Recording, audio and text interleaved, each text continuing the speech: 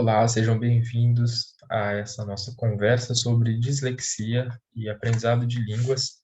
Nós vamos falar um pouquinho sobre os desafios e potenciais do disléxico em relação ao aprendizado de línguas e por que aprender uma língua estrangeira pode ser tão difícil para o disléxico e como superar esse desafio.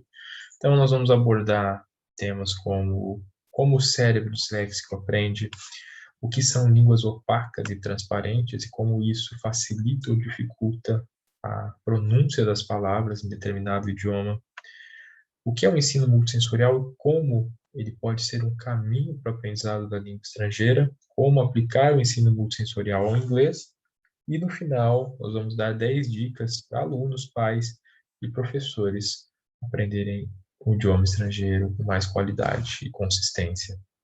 Então, eu gostaria de me apresentar. Eu sou Rodrigo Guimarães, eu sou especialista em ensino de línguas estrangeiras e criador do método Spindle, que hoje atende principalmente alunos com dislexia. E a gente tem como missão promover um ensino inclusivo e motivador, porque nós acreditamos que cada aluno deve ser respeitado em sua individualidade. A gente tem trabalhado desde 2015 em parceria com a Associação Brasileira de Dislexia e o Centro Especializado em Distúrbios de Aprendizagem, participando de várias atividades, oferecendo cursos para professores, pais, profissionais de educação e para alunos disléxicos.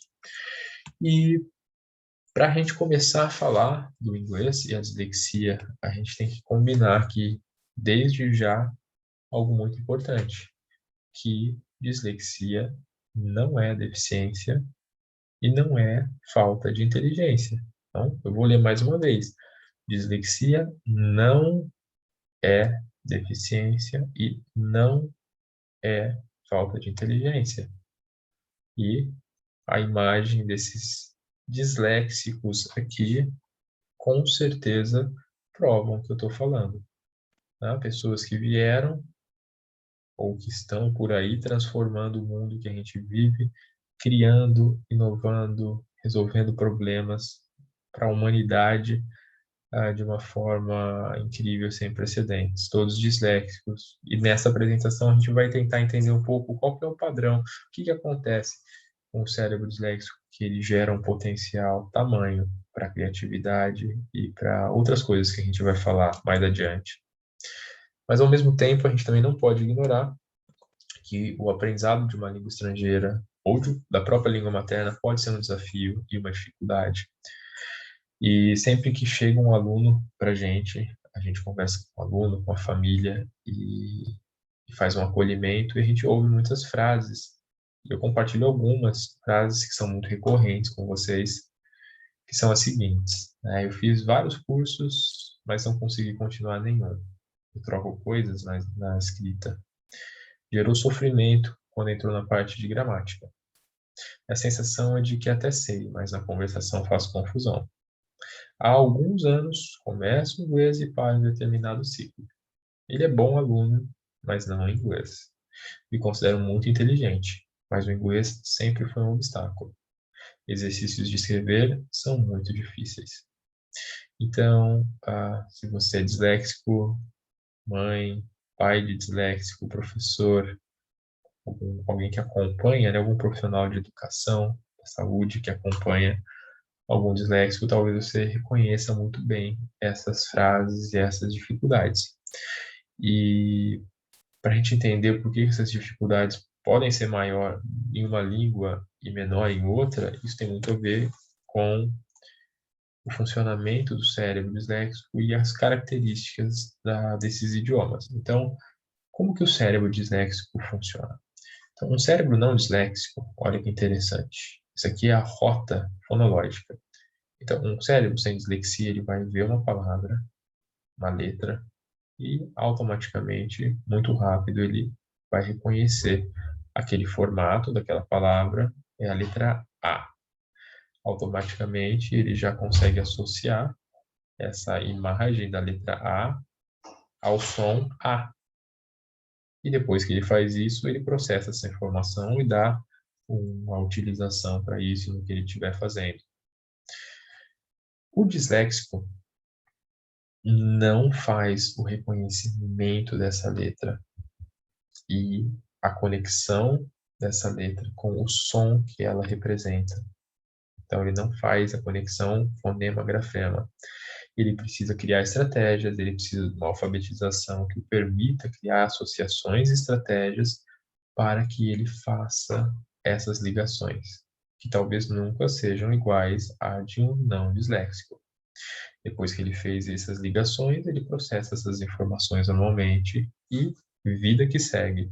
Mas é esse momento aqui que muitas vezes torna, né, a leitura mais difícil, torna a leitura mais lenta, torna a necessidade de você ler mais de uma vez ou alguma informação para que você consiga realmente processar essa informação, porque você não está acessando esses componentes. Isso é uma questão neurobiológica, tá?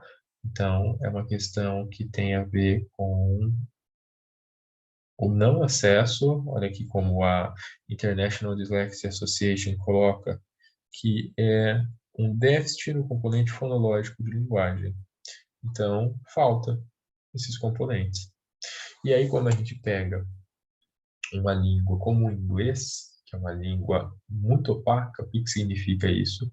É uma língua que tem muita variação fonética. Então, assim, a letra A pode ser A, E, EI, depende da palavra, não se tem uma regra geral que estabeleça. Então, para qualquer pessoa vai ser mais difícil saber como que se lê determinada palavra, vai precisar de muita exposição à língua, muita prática, muito erro para começar a acertar, treinar muito o ouvido, né? Então, o inglês vai demandar isso para qualquer pessoa, e o disléxico que tem maior dificuldade na associação desse fonema e grafema, pode ser que sinta mais dificuldade na pronúncia das palavras.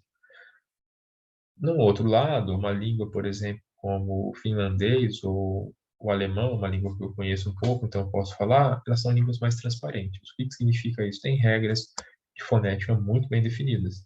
O alemão, por exemplo, SCH sempre vai ter o som de sh, e, u sempre vai ter o som de oi. Então, eu posso ver uma palavra que eu não conheço, não sei o significado. Se tem EU, eu sei que eu vou pronunciar oi, né? Se tem SCH, eu sei que eu vou pronunciar sh. Então, isso permite com que eu leia um texto inteiro sem saber o que está sendo dito, né? Porque eu aprendi como se pronuncia as palavras.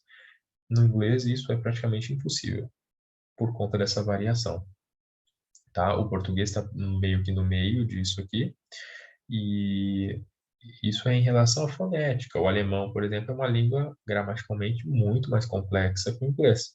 Então, a gente está falando em relação à parte de pronúncia, que é muitas vezes uma dificuldade, mas não a única, tá? Então, nós falamos da dificuldade, nós precisamos agora tentar entender o que tinha de semelhante em relação àquelas pessoas que eu mostrei para vocês nas fotos, que mudaram o nosso mundo, todos disléxicos, e tem muito a ver com essa imagem aqui, a gente precisa entender ela. Nessa imagem, a gente vê o cérebro de cima, e como eu disse, um não disléxico, ele... Reparem uma coisa que em toda a nossa conversa eu estou usando o termo não disléxico. Eu já vi em muitos lugares as pessoas dizerem normal, né? Como se o disléxico não fosse normal. Então isso é uma coisa muito importante a gente tirar da nossa fala, tá? Da nosso vocabulário, isso de normal e porque se um é normal, o outro é não normal, né? Então reparem isso e incorporem isso também no dia a dia de vocês. Nós estamos dizendo aqui de um cérebro não disléxico, tá? Então, esse cérebro não disléxico, como eu mostrei, ele acessa, né, esses três componentes do lado esquerdo do cérebro, faz a rota da leitura e escrita e não tem grandes problemas. E o disléxico não acessa esses dois, acaba tendo que criar suas estratégias e é um pouco mais difícil a leitura escrita e aprendizado da língua estrangeira. Entretanto, aonde reside o potencial do cérebro disléxico? Essa compensação que ele faz por não utilizar esses espaços, acessando áreas do lado direito do cérebro. Então, o que é o lado direito do cérebro? Tá? O lado direito do cérebro tem algumas características muito interessantes. É o lado que pensa em rede, que consegue buscar a imagem do todo, entender a conexão entre as coisas, as partes das pessoas, tá? Então, é o lado relacionado ao pensamento criativo, às emoções, à resolução de problemas, à expressão artística.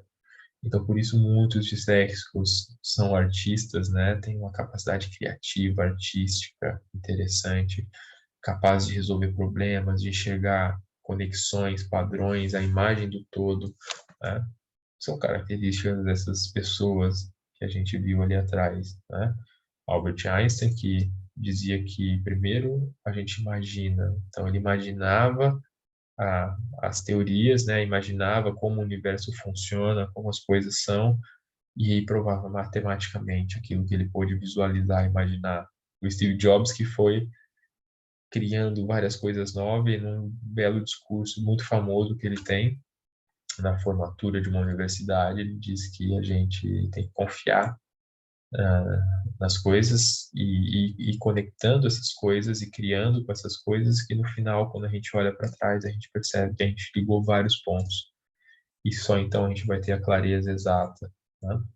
Enfim, cada um deles com uma capacidade criativa, imaginativa, que são muito características do lado direito do cérebro, né? Então, sabendo desse potencial, a gente tem que se perguntar como é que a gente pode explorar esse potencial, né? Como é que a gente pode explorar o potencial criativo do aluno através do ensino multissensorial, né? Essa é a nossa pergunta agora para a gente tentar responder. Então, o que é o ensino multissensorial? O ensino multissensorial é quando a gente considera que, olha, pessoas diferentes aprendem de formas diferentes. Isso tem muito a ver como cada um utiliza os seus canais sensoriais durante o aprendizado. Então, como que eu utilizo o meu canal visual? Aquilo que eu vejo, aquilo que eu ouço, aquilo que eu faço, sinto, toco. Então, auditivo, visual, sinestésico. Será que eu vou me prender mais a uma informação visual, uma leitura, ou aquilo que eu ouço, ou aquilo que eu faço, toco, sinto? Tom Cruise, por exemplo, um daqueles disléxicos famosos que estavam ali no slide anterior, é um ator muito famoso e ele decora as falas dos textos dele totalmente de ouvido, tá? Ele tem uma dislexia severa, então para ele é muito difícil fazer a leitura e a memorização desses textos. Pela leitura, ele faz auditivamente. Então, o ensino multissensorial, ele deve oferecer todos esses canais de entrada, processamento e memorização da informação. Oferecer o canal visual, o canal auditivo e o canal sinestésico, tá? Como que a gente faz isso aqui no Spindle? A gente converte palavras que acabam formando uma frase, que se a gente reparar, nos exige um certo esforço para ler, tá? Um certo foco na vista. Então, eu preciso focar a minha visão aqui, o que pode ser desgastante para alguém que tem dislexia. Então, a gente converte isso em espaços mais delimitados, com um espaçamento maior. Depois a gente dá cor a esses espaços, tá? Então, cada palavra ganha uma cor de acordo com sua função. Então, a gente está pegando o canal visual, que é um canal, eu vou usar a palavra sensível, vou dizer que é um canal mais sensível, normalmente, para um disléxico. Então, ele pode ficar estressado visualmente, com muita informação. Isso pode desligar ele, pode fazer ele viajar, né? Como a gente diz, viajar na maionese, porque remete o cérebro dele a um estado que faz com que ele, enfim, entre aspas, viaje, muito entre aspas, tá? Mas que faz isso que diz que embaralha as letras, que dá uma estressada, desfoca o que está vendo, né? A gente pode ajudar isso, então, delimitando espaços para as palavras, dando cores para essas palavras, né? Permitindo que fique mais agradável a leitura dessas palavras, tá? E depois o que que a gente faz? A gente quebra um modelo linear e a gente trabalha com esse tabuleiro do Spindle, que é como se fosse uma mandala, onde essas palavras, essas frases são formadas na vertical. Então, eu tenho uma frase formada aqui, I am speaking English now. E girando esses discos, a gente consegue formar outras frases. Cada disco vão ter palavras da mesma categoria. Então, aqui expressões de tempo, aqui são verbos, pronomes. E a gente consegue inserir o tato, o sinestésico no aprendizado. Então, eu estou trabalhando a oralidade sempre, falando, falando, repetindo, pronunciando, com um estímulo visual bem definido e permitindo o tato, o giro dos discos, né, na nossa plataforma online ou no nosso tabuleiro físico também, para que o sinestésico entre dentro do processo de aprendizagem. Então, isso é muito importante, pode ajudar muito, tá? Bom, e para terminar essa nossa conversa, eu queria dar 10 dicas para quem aprende ou ensina uma língua estrangeira, tá? É muito importante a organização, né, para o aluno disléxico ele poder manter uma pasta com materiais que ele está utilizando, a organizar com cores, com marcações, né, classificar aquilo que ele está trabalhando, dividir por sessões, né, isso vai ajudar nessa organização. Muito input, muita escuta, né? Input é tudo que a gente recebe. Então, exposição à língua falada, exposição ao vocabulário, trabalhar, trabalhar, trabalhar, ouvir, ouvir, ouvir, muito input, tá? Comparação com língua materna, isso é muito importante. Há metodologias que falam que não se pode utilizar a língua materna, tem que pensar na língua estrangeira. Então, para o aluno com dislexia, e mesmo para alunos sem dislexias, tem uma função muito bacana em comparação com a língua materna, se utilizada da forma correta, porque a língua materna ela está meio que incorporada, então, algumas vezes, apesar dela estar incorporada, o aluno não tem muita consciência daquela estrutura nem na sua língua materna, né? E aí, como que ele vai incorporar isso numa língua estrangeira? Não vai. Então, muitas vezes a gente tem que fazer essa conexão, língua materna, língua estrangeira, para que haja uma compreensão mútua, e a partir dessa compreensão mútua, como se essas duas línguas se conectassem dentro dessa compreensão, e em um determinado momento, essa comparação deixa de ser necessária. Mas é importante fazer da forma correta essa comparação para estimular a compreensão e não a simples tradução, tá bom? Primeiro, a floresta significa que a gente precisa tentar entender o todo, né? Então, a língua como um sistema, a língua como um todo, as frases, valorizando aqui partes da frase, de repente que a gente entenda, ou daquele texto, daquela fala, então, através dessa floresta, valorizar o que eu sei, tá?